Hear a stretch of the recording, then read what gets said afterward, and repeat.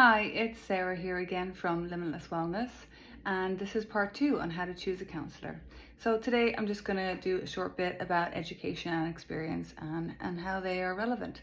So in British Columbia, there are two main routes to becoming a counsellor. They're quite varied.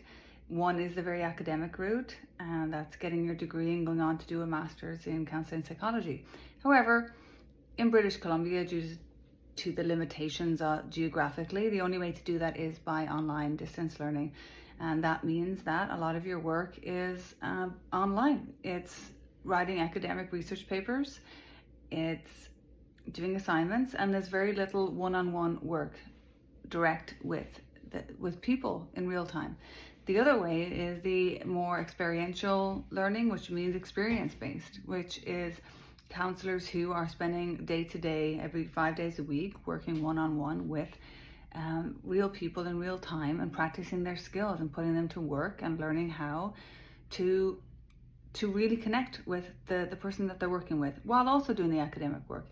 And not to talk bad about either of those avenues, because in my experience, in choosing members to join the Limitless Wellness team, the therapists on our team have come from both methods, both directions of education. And what has mattered to me is what I talked about in part 1, which is, do they have a calling to be a counsellor?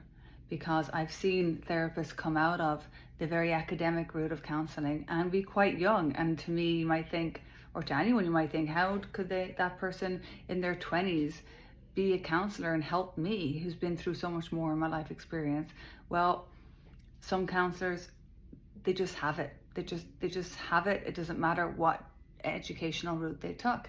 And then there's other counselors who just do not. You could put as many letters behind their name and they just do not have what it takes to be a good counselor and to really connect and to really care about the work. And again, also a lot of counselors have come from the other experiential learning, the one-on-one in time, intensive kind of training, and both have their benefits, but it comes down to, from my perspective, what the counsellor is bringing to the table, not what their education is bringing to the table. So long as they're licensed and they have that background, that's what matters. But what it's about for you is, do you connect to that person or not? So I hope that's helpful.